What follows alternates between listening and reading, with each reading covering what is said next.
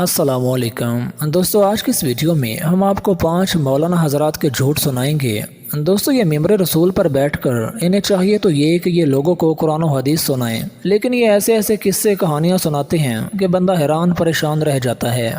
Number 1، پیر کاظم پاشا صاحب۔ دوستو، یہ انڈیا کے پیر صاحب ہیں، پیر کاظم پاشا۔ قصے کہانیاں سنانے والوں کی لسٹ میں ان کا بھی بہت بڑا نام ہے، یقین نہیں تو یہی سن لیں۔ پیر عبد القادر جیلانی رحمۃ اللہ علیہ کی طرف منسوب کر کے بہت بڑی کہانی سنا رہے ہیں۔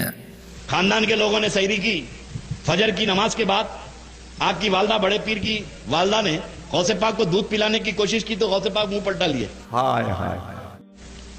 دن بھر کوشش کرتے رہی والدہ کہ پیدا ہوئے سو بچے کو دودھ پلائے، مگر غوث پاک نے منہ بند کر لیا۔ ادھر دودھ دیتے تو ادھر منہ پلٹا لیتے، ادھر دودھ دیتے تو ادھر منہ پلٹا لیتے، اور جیسے ہی مغرب کی اذان ہوئی غوث پاک نے دودھ پیا۔ جیسے ہی مغرب کی اذان ہوئی غوث پاک نے دودھ پیا تو غوث اعظم کی والدہ نے کہا، سبحان اللہ بیٹے عبد القادر، نانا کے دین کی یہ شریعت کا اتنا احترام کہ پیدا ہوتے ہی تم نے روزہ رکھا، پیدا ہوتے ہی۔ نمبر 2، اب اس مولانا صاحب کو سنیں۔ امام احمد بن حنبل اتنا بڑا امام ہے، جب غوث پاک امام احمد بن حنبل کے پاس تشریف لے جاتے ہیں، لیکن اگے کہانی شروع ہونے لگی ہے۔ مزار پر جب غوث پاک جاتے ہیں امام احمد بن حنبل کے، تو امام احمد بن حنبل عقیدت کی وجہ سے قبر کے باہر تشریف لے آئے۔ دوستو، انہاں جہلاں نے تے موت تے قبر نو مذاق سمجھ کے رکھیا۔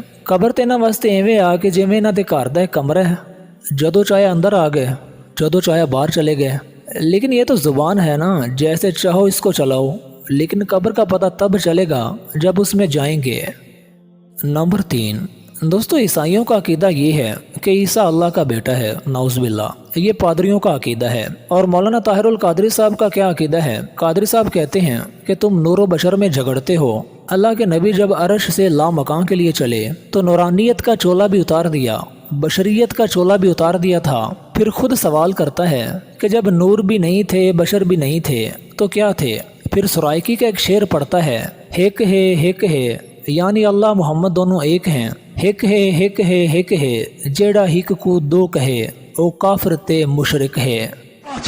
تو مصطفیٰ جب عالم عرش پہ آئے تو بشریت کا لباس اتار دیا تھا، اور جب عرش والوں کو چھوڑ کر لامکاں میں گئے نورانیت کا لباس بھی اتار دیا تھا۔ اب کون سا لباس رہ گیا؟ ہک ہے جڑا ہک کو دو کر جانے، وہ کافر تے مشرک ہے۔ اور شیخ الشیطان اور شیخ الشیطان اور شیخ الرذائل۔ نمبر 4، مولانا الیاس قادری صاحب فرما رہے ہیں کہ ہمارے 2 اسلامی بھائی ایک مفتی کی قبر کی زیارت کے لیے گئے تو انہوں نے ہوش و حواس میں اپنے کانوں سے سنا کہ قبر میں با جماعت نماز پڑھی جا رہی تھی، باقاعدہ قرات کی آواز سنائی دے رہی تھی، اور ظہر کا وقت تھا۔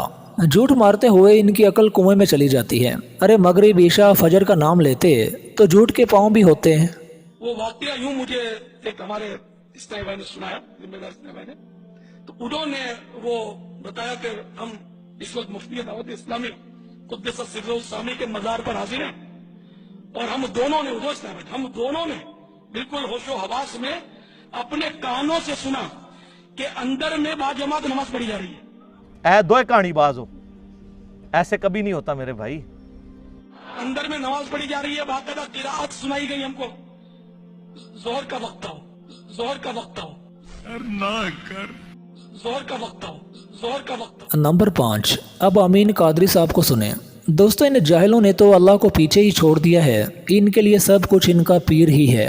قادری صاحب کہتے ہیں کہ غوث پاک جب چاہتے ہیں تب ہی لوگوں کی زبان پر ان کا نام آتا ہے، حالانکہ یہ صفت صرف اور صرف اللہ ذوالجلال کی ہے، اس کے بندے کی نہیں۔ سرکار غوث العظم دستگیر پیران پیر رضی اللہ تعالیٰ ارشاد فرماتے ہیں کہ میں وہ ہوں کہ جب تک میں کسی کو اجازت نہیں دیتا اس وقت تک اس کی زبان پر میرا نام نہیں آتا، جب میں چاہتا ہوں تب لوگوں کی زبان پر میرا نام آتا ہے۔ وہ بندہ کی نفع دے سکنا ہے تے نقصان کے دے سکنا ہے، اللہ تعالیٰ زار رہتے، اللہ تعالیٰ نافع، بندہ کے کر سکتا ہے۔ آپ اندازہ کریں اگر آج ہم ذکر غوث العظم کرنے بیٹھے ہیں تو اس کا مطلب میری اور آپ کی مرضی نہیں ہے بلکہ بغداد کے دولہ کی مرضی ہے. فرماتے جب میں چاہتا ہوں تو لوگوں کی زبان پہ میرا نام آتا ہے اور جب میرا نام لوگوں کی زبان پر آتا ہے تو پھر اللہ ان سے مصیبتوں کو دور فرما دیتا ہے.